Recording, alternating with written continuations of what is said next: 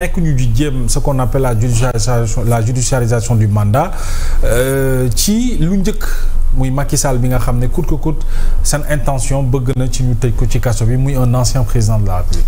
Mohamed ñii ils sont en train de faire fausse route sur beaucoup de choses et sur le plan de la justice nag moom ñoom moo ci gën a flagrant. Mohamed fii ñu nekk nii ñu ngi def émission. lépp a ngi leer lii leeral fii gisuñu ko hein. Justice dans tous les pays ça fonctionne 24 heures sur 24 tous les jours. ñu ngi def seen liggéey. mais la justice ne fait pas manger. ñoom dañuy fàtte ne à l'heure du bilan on leur demandera pas combien de prisonniers avez-vous mis dans les prisons. nañu tëj Macky Sall nañu tëj tous ceux qui ont travaillé avec Macky Sall. c'est pas ça qu'on leur demandera à la fin du bilan. ma foi mënuñu ji ci réew ci ab coxor ak iñaan envers un clan te dafa mel ni nag ñii bi ñu ñëwee ba léegi dafa am lu ñuy wane ci coxor ndax waxuma Macky Sall de mais ñu jàppagum am na ci ñu bëri dañ leen a jàpp ba pare doog a wër lu tax ñu mën leen a àtte ji ay la yoon Sénégal yi teg nañ ci bët te loolu nag pour man c'est mettre les charrues avant les bœufs. beneen aspect bi Mohamed Fadel mi ngi wax waxu industrialisation di cité Sonacos mais Sonacos c'est depuis quand ma foi c'est depuis quand dafa mel ni ñi dañu yaakaar ne lépp dafa commencé ak ñoom yéen defagoo leen Sonacos dara lu ñu fi deful la Sonacos Macky Sall sax fii la ko fekk. mais xam naa mbay day fàtte quoi. non fàttewuma de. mais dama bëgg a wax ne Sonacos dafa dund en fait en dents de scie. fàttalikul bi Ablaye Wade di doog a ñëw. weesu na ay régime quoi. weesu na ay régime. non mais kooku kenn waxatu ko. mais justement. kenn waxatu loolu chaque président a fait quelque chose. on parle pas de ça. on parle de l'innovation aujourd'hui avec la Sonacos. mais je te dis reprise bi. mais arrêt de l'exportation de l'arachide. Mohamed Sonacos privatisé nañ ko fii sous un régime beneen régime ñëw renationaliser waat ko. C'était un exploit aussi, mais après, on a vu des problèmes. Yen, vous venez juste de mettre des trucs. Attendons de voir les résultats que ça va donner. Et Inch'Allah, ça va aller. Et, on a bon espoir. Et vous parlez bon, Serigne Gueye Diop, quand il transformait sa commune là, il faisait de la zone de Sandiara une zone industrielle là. C'était sous quel régime? C'était pas sous ce régime-là. En fait, il faut bien admettre que yëf yi c'est des initiatives continues. loolu mooy tabax am réew. mais yéen dafa mel ni dans vos communications vous voulez faire tabula rasa sur tout ce qui a été fait dans ce pays-là. alors que le Sénégal n'est pas né justement alors que le Sénégal nekk depuis 1960. exploit yu nekk depuis 1960 effectivement. ren si 2 ans yi nañu ko soogee gis. non bul wax loolu. non mais c'est la réalité non bul wax loolu bul wax loolu. mais exemple yi bëri na fi Mohamed. bul wax loolu. aujourd'hui innovation yi ñu nekk di def ci agriculture bi on parle de la Sonacos tout ça lu ñu nekk ci domaine bu nekk tey. su ko man lan ngeen def ci agriculture bi. mais bëri na. Mohamed bi ñuy wax bërki démb dama ne ko maa ngi dëkk ba. tey suba laa xëy dëkk ba ñëw. je vis dans le monde rural. comme nous autres hein. justement ay baykat nañu. yaa ngi comprendre. vous n'avez rien fait d'extraordinaire. ren jiwu gerte bi liñ ci am dañ ko jaayaat ñenn ñi seggal ko. dem wutal suñu bopp ji gerte. mais aujourd'hui c'est prématuré pour def bilan ci. justement moo tax dama lay fekk si ba xam il faut nga xaar peut-être ba. man soulevé wu ma débat boobu. ba campagne bi pare quoi. et même en parlant de campagne agricole. au Sénégal les gens ont tendance à dire on a fait des exploits mais ñu suñu campagne agricole qu'est-ce lan la ci état di def yàlla mooy taw. exploit bi may xaar. mooy ngeen fexe nit ñi bay en dehors de la saison. mais évidemment les projets bu nit ñi bayee en dehors de bu nit ñi bayee et c'est des projets. yoo xam ne du nekk ay projets. yoo su ngeen defee ba mën a provoquer taw bu dul taw yàlla bi xaalis bi. ba pare jël dinaa jàpp ne def ngeen exploit. mais bu fekkee taw yàlla bi ngeen yaakaar pour après de gerte bari na dugub bari na yéen la. mais loolu ku nekk mën na ko def. maintenant revenons sur la justice. sur la justice. mi ngi jël le cas de Sarkozy tout à l'heure. moi je ne dis pas que le président Macky Sall deful dara je ne dis pas aussi que ne def na mais je dis qu'est-ce que ça nous coûte et qu'est-ce qu'on gagnerait de poursuivre un un ancien président Sarkozy après Sarkozy il y a pas eu Hollande hein combien de temps ils ont fait balaa ñu koy tëj c'est une longue procédure mën naa am sax yéen doo leen ko fekkee yaa ngi comprendre te loolu noonu bu ngeen ko defee ba pare lan la ci Sénégalais yi di gagner. mais man dafa mel ni da ngeen a. est-ce qu'on ne risque pas d'être en retard par rapport aux priorités. énormément. Mais je pense que moom approche bi mu nekk. non man fi may waxee. bokkut. non. Aujourd'hui nous on parle de l'exemplarité. Non. Nous devons avoir des dirigeants exemplaires. Exemple pour que demain. lu mel li fi Macky Sall def mu bañ ñu dabaat. Fadel exemple mu nekk exemple pour tey sax ñi nga xam ne ñoo ngi jiite réew. Fadel exemple foofu laay wax. wuyu ma exemple.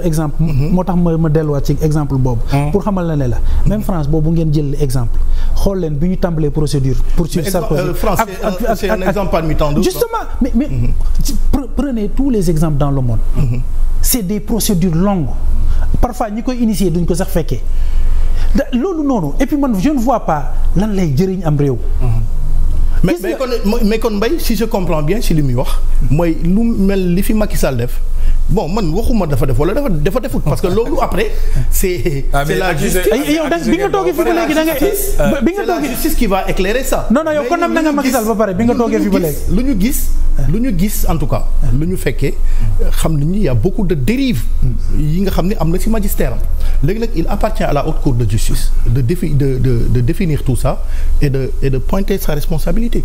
Est-ce que comprendre Fadel xam nga man on parle pas du jugement. yow yaa ngi wax ni jugement bi peut-être dina intervenir peut-être même mandat bi gars yi. non ñu déggoo xoolal xam nga man nekkuma fi pour accuser Macky Sall nekkuma fi pour acquitter ko. yow yaa cité turam ma ne dañ ko war a jàpp. ma ne la jàpp Macky Sall lan la ñuy jëriñ ñun Sénégal nga jël exemple France ma ne la même exemple boobu nga jël gis nga bi ñu tàmbalee di accuser kooku ak fi ko justice di àtte. c'est une longue procédure qui a traversé des années. man exemple boobu laay wax ak yow. mais li ma bëgg on a bien compris. justement on a bien compris. léegi nag leneen bëgg wax ba ci justice on est tous des justiciables. que ça soit un président de la République. Exactement. Que ça soit ku gën a tuuti ci ki ngay fekk. Exactement. On doit être tous égaux devant la loi. Alors Mbaye, vous n'avez pas le sentiment que on veut judiciariser le mandat parce que même au-delà du président Macky Sall. Non, mais c'est déjà fait. Il y a des manifestations partout. C'est déjà fait. Avec une affluence forte. bu Farba Ngom moo ci mujj ñi sàkk ñu bàyyi ko ak feebar bi Lat Diop le 25 ñoom lañu koy defal manifestation Abdou Nguer sur les délits d'opinion Badara Gadiaga ils sont nombreux ci biir kaso bi nga xam te ni les Sénégalais bëgguñu lu dul ñu génn ci biir kaso bi. Mohamed le mandat est déjà judiciarisé. demal ci grand place yu gën a ndaw ci boobu Sénégal boo demee ñaari camp yi nga fay fekk dinañ leen tëj mooy ñi far Pastef loolu la ñuy wax ñenn ñi di défendre seen bopp. te loolu on l'a intégré dans la tête des Sénégalais. tey sa koñ bu fekkee yow da nga àndoon ak Macky Sall wala nga bokk ci régime Macky Sall boo rombee ñu seet ne sa mbubb rafet na rek wala sa oto rafet na rek ñu ne xaaral léegi ñu tëj ko. je t'assure léegi ñu tëj ko man en fait loolu niñ ko defee ci esprit sénégalais yi loolu c'est pas bon Mohamed. maa ngi koy wax léegi sama benn xarit bi ma ko waxee damay ñëw fii ci émission bi.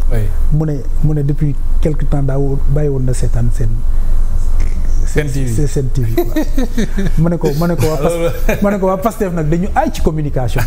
ils ont réussi. ci seen communication. à faire de telle sorte que ñoom seen ñooñ boycotter tous les médias classiques. ñu créer seen média bopp via les réseaux sociaux.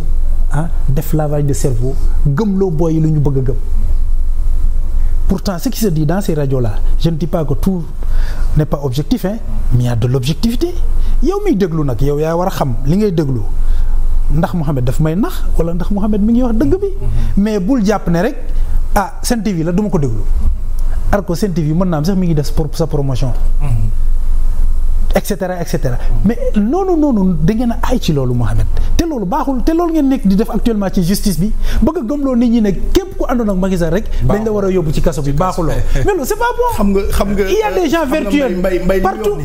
c'est waxu mbedd mi la xam nga moom laa doon wax sànq si njëlbeen. essayons d'être constructif. nañu waxtaan ci naka ni ñuy defaree réew mi yaxayti. je pense que dafa jot quoi parce que ñun ñëpp ay responsables. man loolu laa bëgg de yow yaa li muy wax c'est factuel ah aussi. li muy wax c'est factuel c'est des faits. yooyu ay waxu mbedd la quoi. non maa Fadal. yow bi nga ñëwee fii ba léegi loolu ngay wax de. nañu wax ci bi nga ñëwee fii ba léegi loolu ngay wax. man je parle sur damay wax ci lu factuel man li may wax nëbbuma ko raayuma ko. damay wax lu leer parce que li ñu teg bët la ñun. combat yi nga xam ni. mais moom ñu ngi ci justice bi déjà. ñun justice bi est-ce que ça ne pose pas problème. non ñu bàyyi ko mu daaneel après ñu ñëwaat ci yow bëgg wax mbay daaneel sur la justice après ñu ñëwaat ci yow. oui mbay daaneel et bëgg naa surtout sur les délits d'opinion Mohamed li ñu doon xeex bërki démb ay nit wax seen xalaat ñu jàpp leen ci kaso bi yóbbu leen ay instructions et on peut prendre l'exemple de Badara Gadiaga comme Abdou Nguer est-ce que ça ne pose pas Mohamed ça pose problème parce que bu ñu demee ba ci réew moo xamante ne dañ ko doon citer en matière de démocratie au Sénégal te démocratie boobu li ci ëpp ci fu muy manifester wu c'est dans la liberté d'expression. ñu bëgg a tuer la liberté d'expression en condamnant les gens sur des délits d'opinion. quelque part bu ñuy condamner ñooñu ci ay délits d'opinion li ñu bëgg mooy tiitloo ñi ci ginnaaw pour ñoom itam ñu ragal a waxati. yéen war ngeen ci xam dara. du n'importe qui mooy nangoo ñëw fii ci seen plateau yi ku bokkul ci ñoom. oui c'est clair. parce que en fait ils ont parvenu à instaurer la peur dans le camp de l'opposition. booy dem ñu ne la xamal looy wax. nga génn ci émission ñu woo la ne la booy war a woon waxee noonu. yaa ngi comprendre loolu en fait nous sommes dans quel pays. nous sommes dans une démocratie et la démocratie doit vivre. démocratie nag mënul dund bu fekkee dañu bëgg a étouffer nag les voix. yoo nga xamante ne ñoom ñooy waxal peuple bi. très bien très bien. alors Mohamed yow xam nga ci dara. non damay chef d'entreprise nga et puis am nga média xeex ngeen xeex lu jëm ci wàllu liberté d'expression xeex ngeen ko fu nekk. Sénégalais yi ànd ak yéen mais est-ce que loolu li ngeen doon xeex nekk ñu di ko gisaat actuellement. pour couper court à ça. mooy que loi yi nga xam ni tey ak règlement yi justice bi di fonctionner kan moo fi mettre en place kan moo fi teg du Macky Sall moom moo changé loi ak règlement ñi ñuy jàpp ñi yëpp c'est sur cette base. Aujourd'hui, le nouveau gouvernement est en train de travailler au niveau de la justice pour changer toutes ces lois. Mais il faut pas. Les lois sénégalaises sont nées à partir de 2012. Non, je veux dire li bari coppite yi am. Non, coppite yi am. c'est l'État du Sénégal. Non, c'est l'État. Da ngay personnaliser état bi. benn période rek la fi. Les lois ne sont pas nées en 2012. nga xam ne tey ak loi yi ñu jàppee gars yi. magistère am moom moo ko modifié. Moom c'est lui qui a fait cette modification pour topp waa Pastef. Donc c'était ça mais aujourd'hui je pense que la roue a tourné et puis ñi nga xam ne tey ñooy autorités yi bees ils sont en train de travailler sur ça pour au niveau de la justice pour mën a changer loolu yëpp et am nañu yaakaar ni du yàgg. mais gis ngeen manifestation yi li muy joxe. mais manifestation yi muy joxe pour man li ma jàpp. mais elles iront crescendo. Mansour Faye li mu mobilisé. li ma jàpp lenn rek la li ma jàpp lenn rek la Lat Diop dina mobiliser pareillement loolu. li ma jàpp lenn rek la. diversion la par rapport à li nga xam ne lépp mi ngi xew tey ci réew mi diversion la. mais comment ça diversion. mais diversion la parce que aujourd'hui tey daañu manifester fu nekk daañu def lu nekk mais du tere justice def li nga xam ne mi ngi ko war a def au moins aujourd'hui on voit une justice boo xam ne c'est une justice transparente yoonu président Sonko nekku ci yoonu président Diomaye nekku ci. c'est pas la même justice qui était là c'est pas la même justice qui était là. mais ñoom je veux dire. mosuñoo intervenir ci lenn je pense que loolu leer na tey. non mais tey ñoo ngi jàpp ñëpp ñoo xam ne tey ñoo ngi wax naka sudul noonu. man maa ngi nii mais pourquoi kenn jàpp ba période de Macky Sall. Fadal Macky Sall wax na fi. koo xam ne wax na fi lu ëpp. duñ koy dugal duñ koy jàpp. Fadal man maa ngi nii yàgg naa dafay émission. yàgg naa bam ak yow fii Grande Gueule on a fait beaucoup d'émissions. maa ngi doon dénoncer li nga xam ne tey mal gouvernance la li ñu doon def lépp ci réew mi mais kenn mosuma jàpp mais dama ko doon wax ci njëkk ak ci yar donc loolu dañu war a fexe sénégalais yi vraiment suñuy toog ci yenn plateau yi ñu am yar xam ni ñuy waxee loolu moom moo normal et la justice ne fait rien que son travail actuellement liggéeyam lay def man je n'ai rien à dire par rapport à ça. parce que saagaw ma kenn maa ngi fii je suis maa ngi ànd ak ñi nga xam ne tey ñoo nekk ci nguur mais nekkuma di def di wax naka su dul noonu lépp lu may wax dama koy argumenté dama koy teg ci dëgg teg ci yoon donc je pense que nit yi aussi les communicants ñi nga xam ne tey ñoo ngi woowee seen bopp ay communicants ak ay chroniqueurs il faudrait que ñuy ànd ak yar ànd ak seen xel aussi li ñuy wax ñu xam ko te aussi mënoo nekk di wax nenn doy waxee après di defay affaire ci suuf loolu mënta nekk bés boo ko defee dañu lay jàpp yóbbu la et puis traduire devant la justice bon je suis désolé ñaanaluma kenn kaso nag man même sa noonu doo ko ñaanal kaso man en tout cas ñaanaluma kenn kaso di ñaan yàlla génne leen ci jàmm est-ce que comprendre nga mais li may wax